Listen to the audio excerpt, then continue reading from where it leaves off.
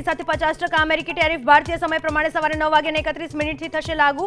48 અબજ ડોલરના નિકાસ પર અસર।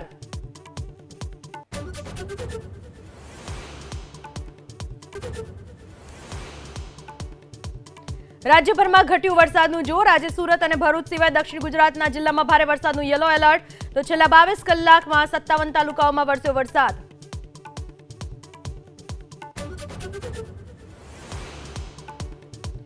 સંઘ પ્રદેશ દમણ પોલીસ ઉપર લાગ્યો પર્યટકો પાસેથી પૈસા પડાવવાનો આરોપ।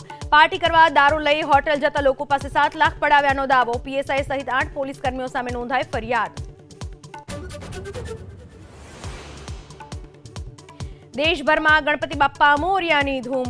આજે ગણેશ ચતુર્થીની સાથે 10 દિવસ ગણેશ ઉત્સવની શરૂઆત। શહેરોમાં અનેક ઠેકાણે ગણેશ સ્થાપનનું આયોજન।